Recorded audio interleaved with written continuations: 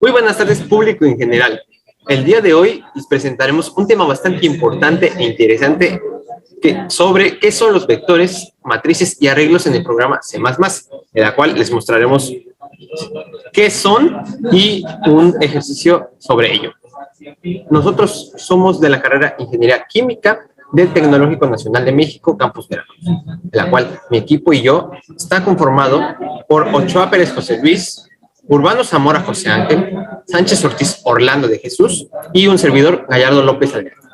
Para comenzar este tema, vamos a especificar qué es un arreglo, o mejor dicho, un vector, como el tema lo dice en el video. Un arreglo unidimensional es un tipo de dato que permite almacenar un conjunto de datos homogéneos, o sea, es decir, al mismo tiempo de dato. Al declararse el arreglo, debe de indicarse el tamaño. En ese momento, el compilador reserva la memoria que se necesite para almacenar los datos solicitados por el programador. Obviamente, el límite en la dimensión de los arreglos varía dependiendo del lenguaje de programación que se utilice, siendo el límite natural en la memoria de la computadora. Un ejemplo. Imagínense que un arreglo es como un conjunto de lockers.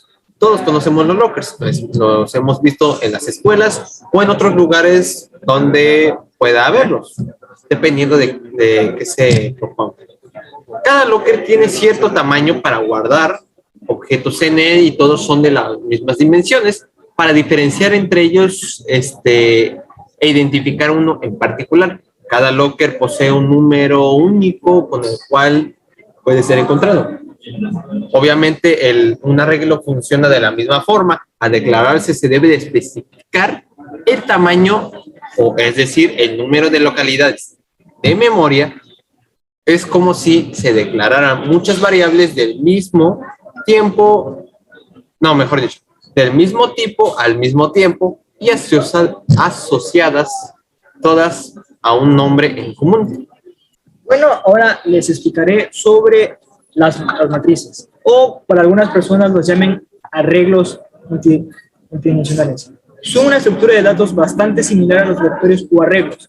De hecho, una matriz no es más que una serie de vectores contenidos en uno en el otro, u otros. Es decir, una matriz es un vector cuyas posiciones son otros vectores.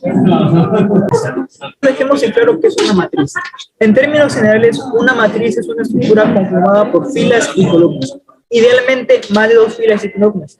De hecho, podemos decir que si una matriz tiene una fila o una única columna, entonces no estamos hablando de una matriz, sino de un vector. Teniendo con esto, en realidad la intersección de una fila y una columna de la matriz son las casillas y cada una de ellas podrá poseer información simple o compleja, que dependerá de nuestras necesidades. Ahora, tal como dije antes, un vector posee una única fila o columna, como la quieras ver, y de este modo un grupo de vectores unidos conforman una matriz.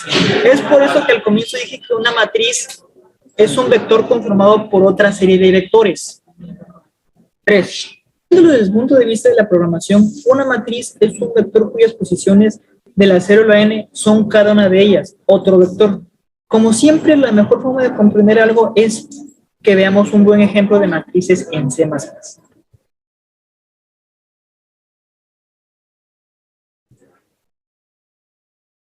A continuación voy a presentar el código que nos encargaron para el equipo D. Para empezar, vamos a asignar un valor a la cantidad de asignaciones que quiere el vector. Por ejemplo, si el vector va a tener una cantidad de 8 espacios, vas a meter el número de elementos que vas a querer con code, número de elementos en los vectores, y tú le vas a dar 8 elementos. Para el vector 1 va a ser la cantidad que ingresaste, y para el vector 2 y el 3 van a ser lo mismo. Los tres van a tener la misma cantidad de vectores que ingresaste. El índice siempre va a iniciar en 0, así que ese valor nunca se va a cambiar y lo vas a asignar como i es igual a 0. Vamos a abrir el primer for in igual a 0. El índice va a iniciar siempre en 0, así que no se va a modificar ningún valor a partir de tal. Va a iniciar desde el 0 hasta llegar al número de lados que le dicen el vector. Cuando llegue a un número más alto que el índice que le diste, va a parar y ya no va a dejar de reproducirte. De ahí se va a ingresar en los elementos que le vas a dar el vector 1, dependiendo de cuántos elementos le diste. ¿Qué valor le da el vector 1? Le vas a ingresar en el ejemplo, 8 elementos que le diste, 5, 6, 7, así, hasta llegar a los 8. Terminando eso, te va a decir for int es igual a 0, lo mismo, pero con el segundo vector. El segundo vector lo que va a hacer es lo mismo, pero con diferentes elementos que tú le vas a ir ingresando. ¿Qué valor le da el segundo vector? Sin vector 2i. Se va a detener hasta la cantidad de elementos que asignaste, que es 8, es lo mismo que ingresaste. Vector 3i, entre corchetes la i, es igual a vector 1, entre corchetes i, que va a ser multiplicado por L, que es el número de elementos en los vectores, menos 1. Y ese resultado le vamos a restar i.